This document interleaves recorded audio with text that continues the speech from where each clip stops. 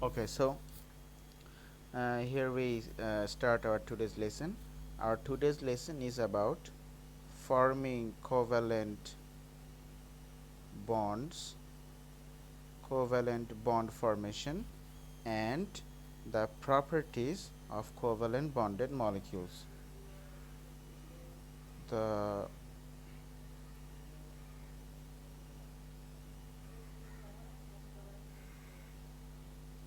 properties of covalent bonded molecules. Okay, see you. Yes. Okay, so these are our today's study content. Okay, now first of all, what is a covalent bond? What is a bond at first?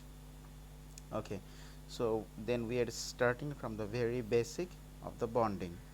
Okay, let's see. So look, for example, this is an electron in the outermost shell of an atom, which is single, isn't it? It is single, it is not paired. In comparison, these are two electrons in the outermost shell of another atom, which is paired. Okay, now the reality is that the second atom is much more stable in compared to the first atom. Okay, because the here the electrons are paired and here the electrons are not paired. The electron is in single state. So when an atom contains single electron in their outermost shell, or single electrons, then the atom is unstable, which means the atom is also reactive. I'm just writing R.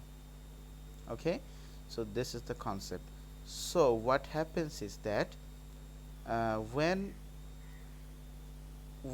two or more atoms have single electrons in their outermost shell, what happens is that the outermost shell, the regions of the outermost shell that contains the single electron, they overlap together, so that the single electrons now become paired, isn't it? So they form the electron pair. That means here the electrons are paired, and so they are now stable, isn't it? So this is what we call the covalent bond, that the overlapping of the outermost shell electrons, so that the electrons become what? Paired. The electrons now become paired. All right. Okay, so now let's say that no so this is the covalent bond. Then the which means that the outermost shell of the orbitals, the outermost shell of the atoms, they overlap in the region that contains the single electrons, so that the single electrons would become what? So that the single electrons would become paired. All right, paired. So this is what we call the covalent bond. Okay, now you might argue, then how is the ionic bond formed? Okay, you will go into the details of ionic bond later in your AS level studies, but for instance, you get to know that first covalent bond is formed. Now after the covalent bond, if this happens that one of the atom is a metal and the other atom is a non-metal, then what happens is that here nucleus are present, and non-metals always have greater number of protons in their nucleus, that attracts the electrons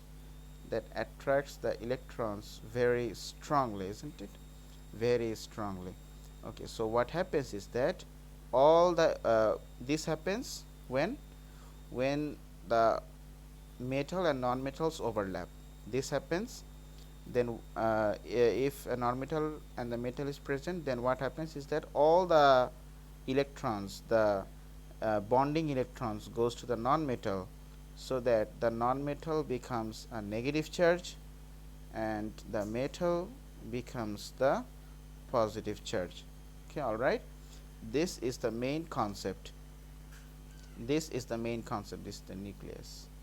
This is the main concept. That means first the that means first what at first the covalent bond is formed at first. All right, covalent bond is formed at first. Here the covalent bond is formed at first, but later on the non metal takes all the electrons, and hence it becomes negative charge, and the metal becomes what? The metal becomes a positive charge. Okay, all right. Now let's see. So first of all, covalent bond is formed. Here in this case the covalent bond is formed, and then it becomes ionic if the covalent bonding atoms, one of them is a metal and another is a non-metal. Okay, one is metal and another is what? Non-metal. Okay, so now let's see that how many types of covalent bonds are there. There are actually three types of covalent bond. We call the single covalent bond, a double covalent bond, and a triple covalent bond. Now what is a single covalent bond? Imagine imagine that the outermost shell of two atoms overlap, sharing only one electron pair, isn't it? So this is what we call a single covalent bond. Now if the outermost shell overlaps and forms two electron pairs, then we call it a double covalent bond. All right, and if the atoms if the atoms overlap, forming three electron pairs between them, then we call it a triple covalent bond. But this has to be between just two atoms. Okay, so this what we call a single covalent bond.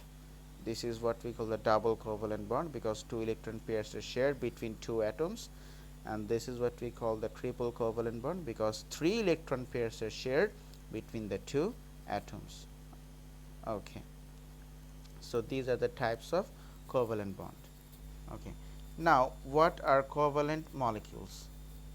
Okay, if a sample contains particles, listen carefully, if a sample contains particles in which all atoms are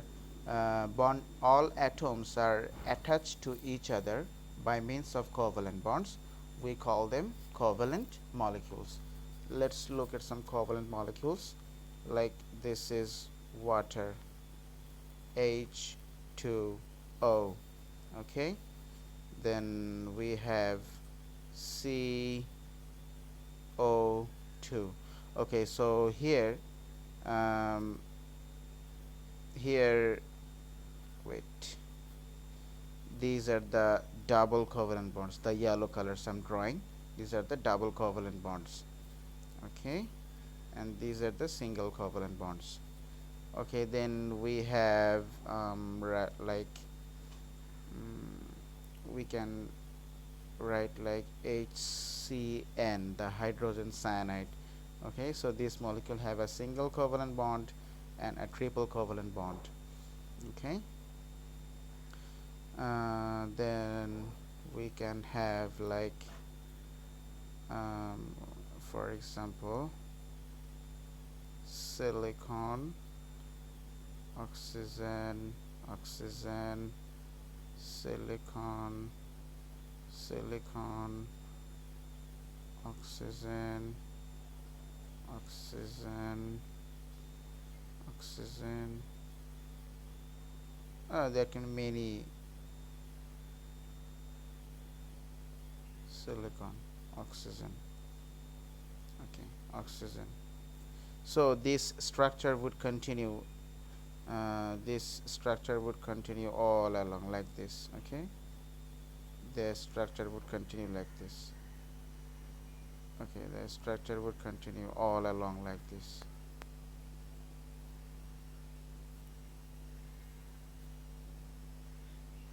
Okay, so this is going to continue, this is going to continue, this is going to continue, this is going to continue. That means it's a never ending bond. It's never ending, almost infinite number of atoms are bonded together. So whatever it is, then we have these all these molecules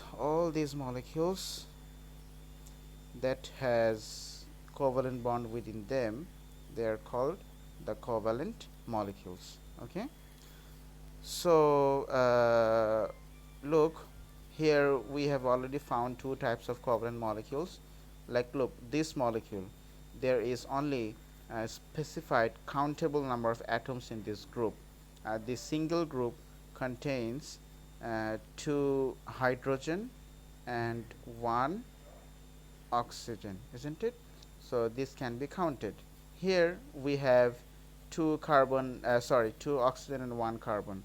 Here we have 1 hydrogen, 1 carbon and 1 nitrogen. But here we don't actually know that where it's going to end and how many number of silicon and oxygen atoms are there. Okay. Now these molecules where you can count, where there is a specific number of atoms in a group, that means in a molecule that can be counted, are called simple molecular structures. Okay. Oh, it turned out to be SMS, but it is simple molecular structures. And these structures, and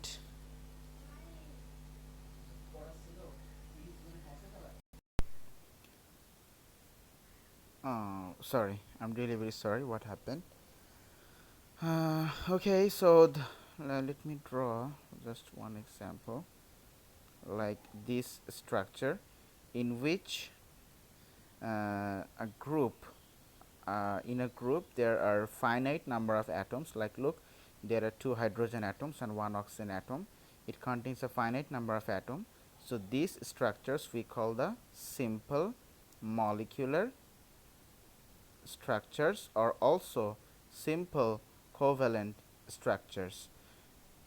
Any one name you might be able to prefer, or any one of the names you can use it, no problem.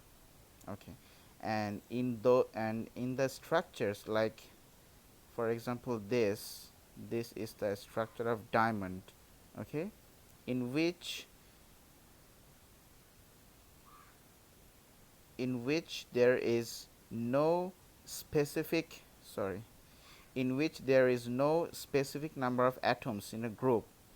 For example, like if you consider this group, that means that this structure would continue from here, it will continue from here. There is no individual separate groups, isn't it? So these structures we call the giant macromolecular or giant molecular structures. Giant molecular structures or giant covalent structures. Okay, so in a giant structure there are which further means that giant structures have there is no individual groups of atoms, like separated groups of atoms. Like here you cannot find here in this case you cannot find any separate groups. All right. Okay, here you cannot find any separate groups, but here this is one group. Okay, so here in water molecules we have many separate groups like this, so the substance in which groups of atoms groups of atoms can be individualized. That means groups of atoms, they have specific existence, or there are separate groups of atoms. We call them the simple molecular structure. But where we cannot separate the groups of atoms from each other, isn't it? That means it seems like that all these huge number of atoms is a specific group. So this is what we call the giant macromolecular or giant molecular structure. Or we can also simply say that a group if a group of atoms consists of limited number of atoms and that means small number of atoms, so we can call them simple molecular structures or simple covalent structures. But if the group of atoms contains a large number of atoms, like about thousands or even millions, so we will call them giant covalent structures or giant macromolecular structures. Okay, so now let's see that how many giant macromolecular structures we have. Okay, so the structure of silicon itself is giant macromolecular.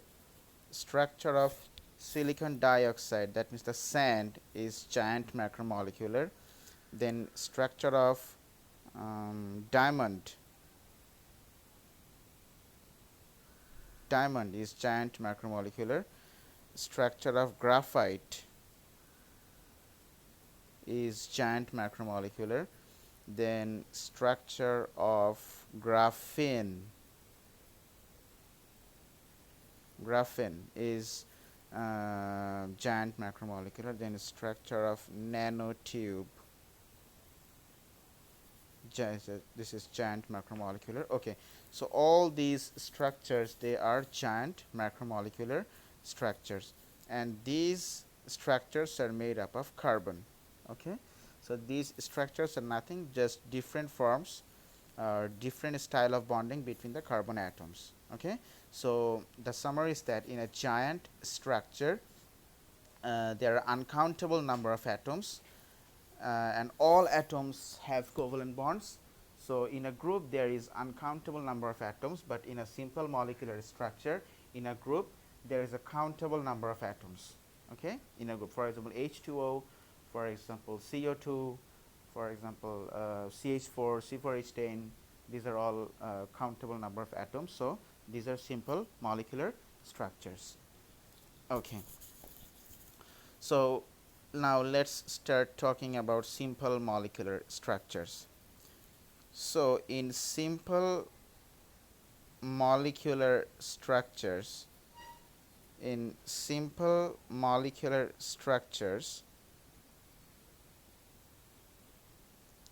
what we have is that we have groups of atoms that are separated from each other, and each groups have countable number of atoms.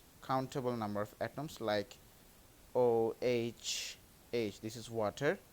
Okay, this water is very common. Let me take another example, like C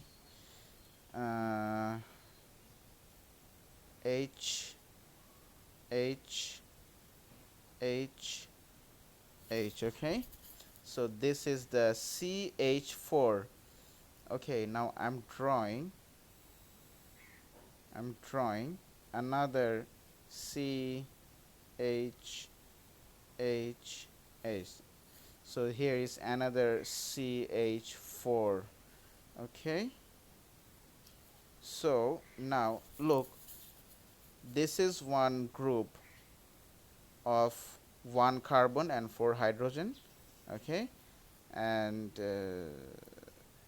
okay, this is so one group of 1 carbon and 4 hydrogen. and this is another group of 1 carbon and 4 hydrogen. Okay.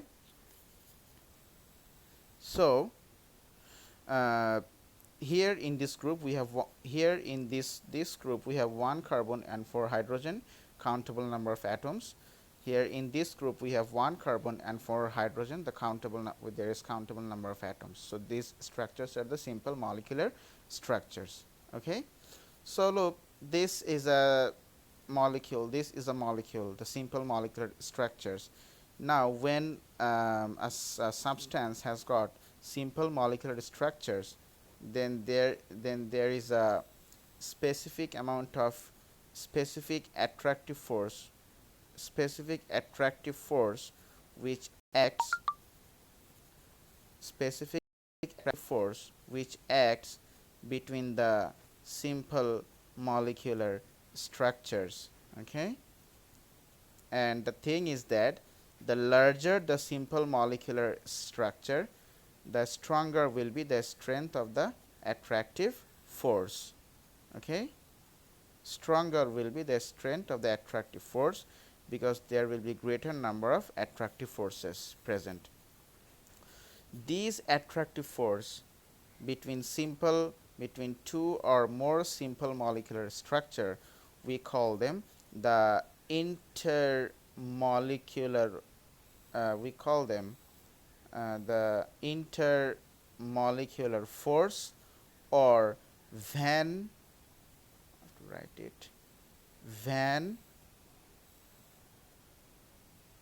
der Waals force. Okay. So the attractive force between the simple molecular structures is known as simply the intermolecular force, or what, or the van der Waals force. Okay. Now the greater the structure of simple of the molecule, now the greater the structure of the simple of the molecules, the higher will be the strength of the van der Waals force. Okay.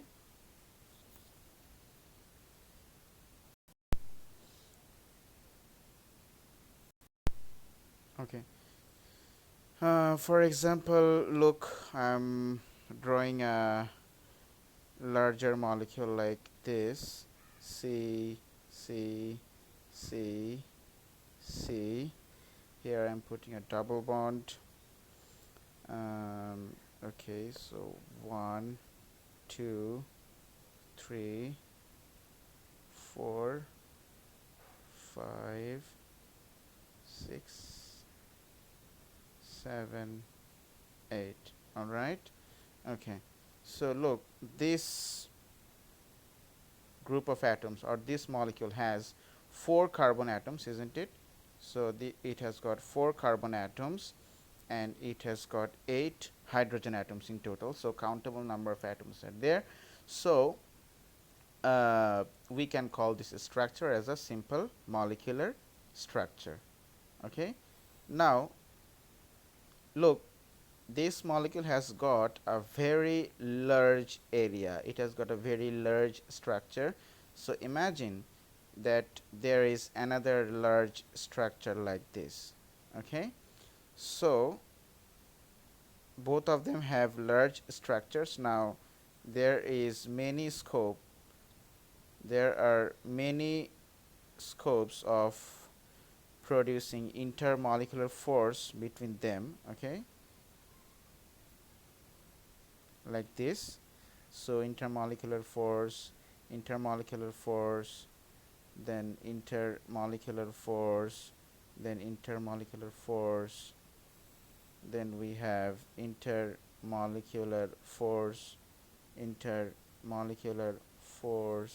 isn't it? So there are lots of surfaces for attraction for intermolecular force creation between the two molecules, isn't it? Intermolecular force. All right. Okay. So here the number of intermolecular force is greater, that means the number of van der Waals forces are greater.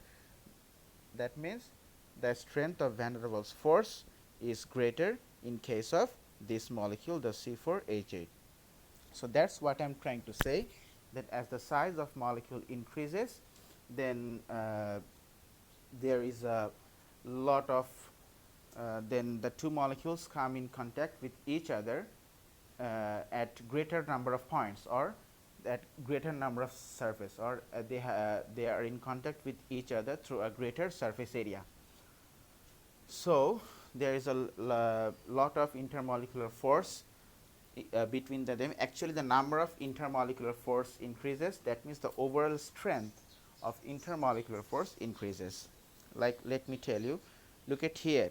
In this case, we have 1, 2, 3, 4, 5 intermolecular forces, but in this case we have 1, 2, 3, 4, 5, 6, 7, 8, 9, 10.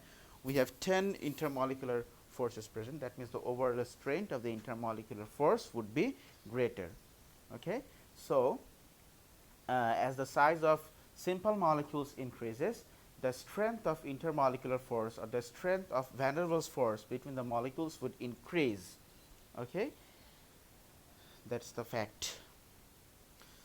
So the strength of intermolecular force depends on the size of the molecules.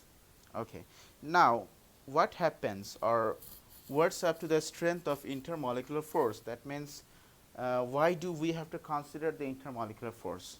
Okay, so intermolecular force you have to consider in many cases, like number 1, to predict the melting point of substances, to predict their boiling point. Number 3, to predict their volatility.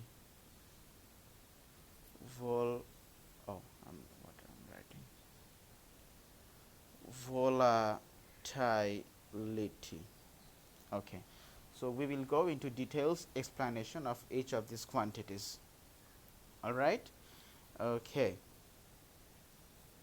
so let's see. Now first let's go to the melting point and the boiling point. So when you are melting, or when you are boiling a substance or a sample, this actually means that there were attractive force between the particles, and you are applying heat energy to break these attractive forces. Okay, so heat energy is applied to break these attractive forces and separate the molecules or the particles. This is what we mean by melting or boiling, or this is actually what happening when melting or boiling occurs. Okay, so now imagine if the attractive force is weak, then you need to break a weak attractive force. That means smaller number of attractive force, and that would require a very small amount of heat energy. That means the substance would melt or boil at very low temperature. Okay, but if the attractive force it's a big molecule, if the number of attractive force is large, okay, then you have to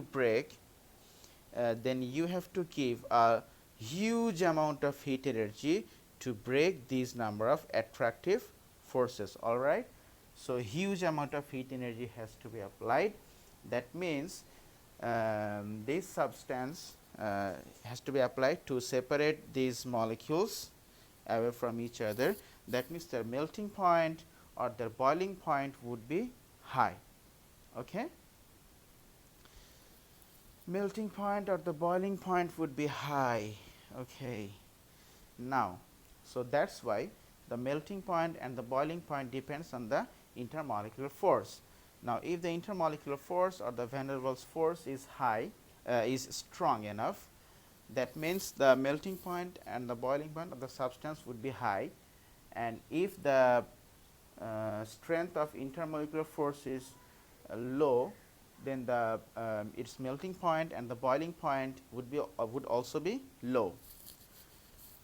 Okay, so melting point is the temperature at which solid turns into liquid, and boiling point is the temperature at which liquid turns into gas. Okay, but the consequences are the same. You have to break the intermolecular forces or the van der Waals forces. Okay, but now what is volatility? Volatility is, suppose you have kept some liquid over here and the liquid is turning into a vapor. The liquid is automatically turning into a vapor, that we are calling it as evaporation. Now volatility is a measurement that how easily a liquid is converted into vapor. Okay, it is the measurement of the ease, that how easily a liquid is converted into vapor.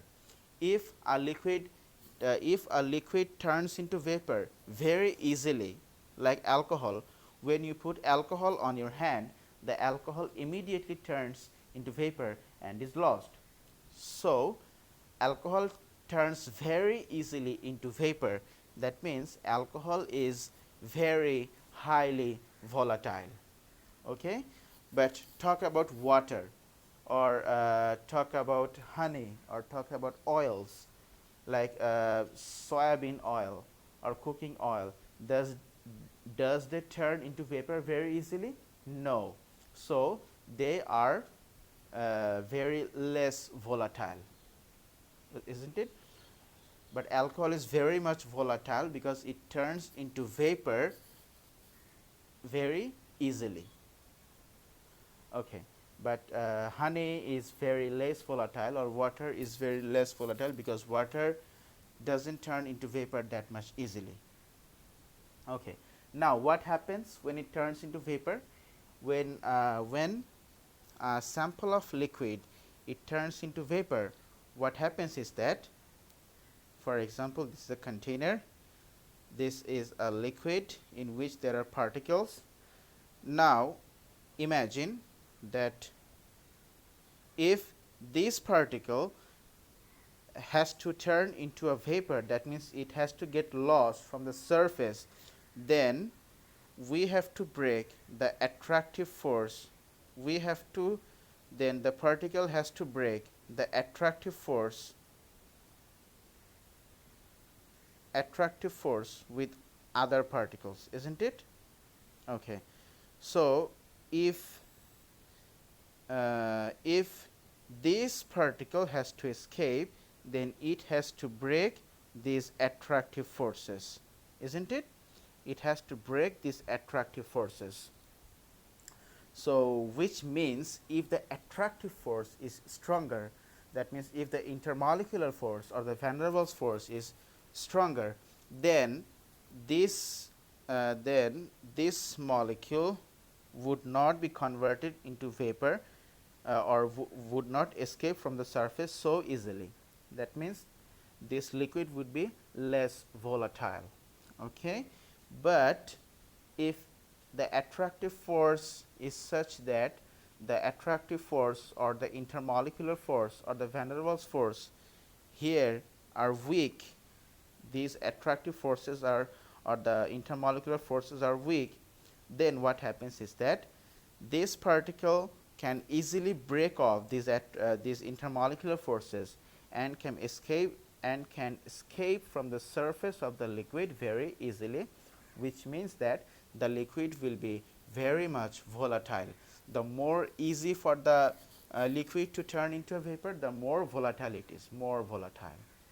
Okay, so now the conclusion is that if the strength of intermolecular force, listen very carefully, if the strength of intermolecular force or the van der Waals force is strong, then the molecules cannot escape away from each other so easily. That means the liquid will not easily turn into vapor.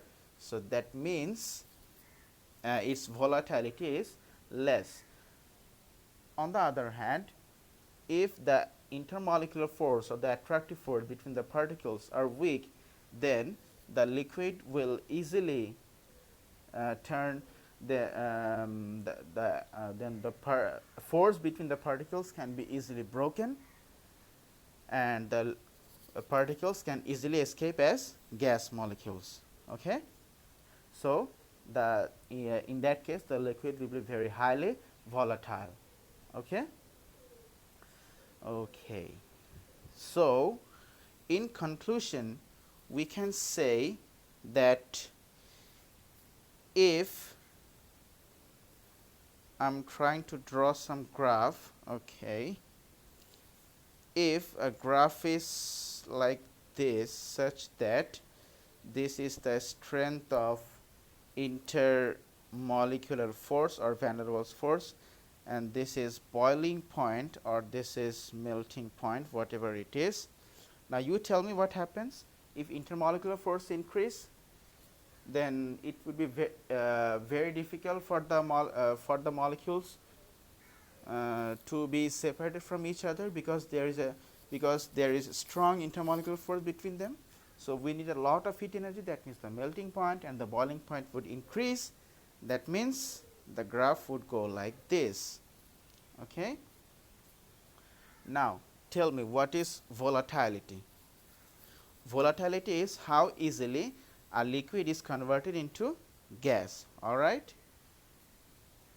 Okay. So when a liquid is converted to gas, the evaporation, it's almost similar like boiling, but boiling occurs in the presence of it, and evaporation occurs without the presence of any heat energy source. It occurs naturally. Okay. So if the strength of intermolecular force increase, then the liquid molecule would tend to attract each other very strongly, and so the molecules cannot escape that much easily, and that means they cannot turn into vapor, isn't it? That means their volatility or ability to turn into gas decreases if the strength of intermolecular force increases. So the graph would go like this. Okay, when this axis is the volatility. Okay, so that is the properties of simple covalent molecules. That's all you need to know in these cases. Now let's go into giant covalent structures. Okay, not right now.